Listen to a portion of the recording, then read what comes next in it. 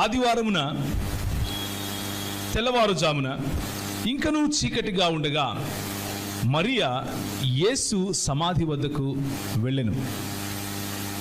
సమాధి మీద ఉంచబడిన రాయి పొర్లించబడి ఉండుట చూచి ఆమె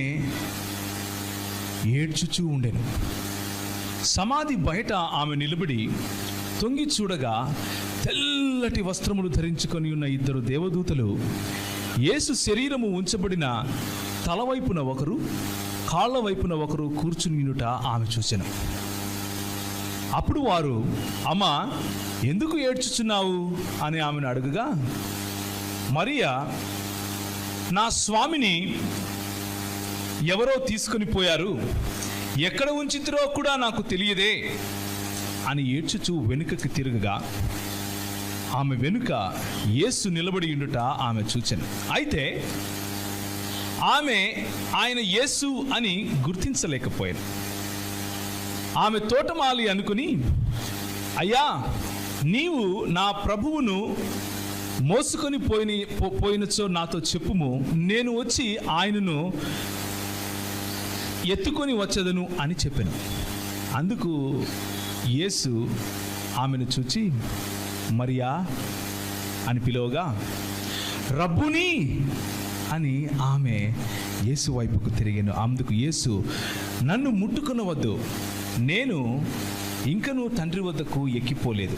అయితే నా సహోదరుల వద్దకు వెళ్ళి, నేను మీ తండ్రియు నా తండ్రియు, మీ దేవుడును నా దేవుడును ఆయన వాని యొద్దకు ఎక్కిపోవచ్చున్నాను అని చెప్పమని చెప్పాను. ఇది మొదటి భాగం. అయితే ఈరోజు పునరుత్థాన దినమైనటువంటి ఆదివారము యేసు ప్రభువు లేచినటువంటి దినం. ఆదివారము యేసు ప్రభువు శత్రువు పైన, సాతాను పైన, చీకటి పైన విజయాన్ని సాధించి తిరిగి లేచినటువంటి దినం.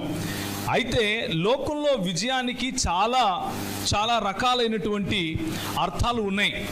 మన పూర్వీకులను రాక్షసులని పేర్లు పెట్టి చంపి వాళ్ళు పండగ చేసుకుంటూ ఉంటారు. చంపితే వచ్చిన విజయం గురించి నేను మాట్లాడటం లేదు.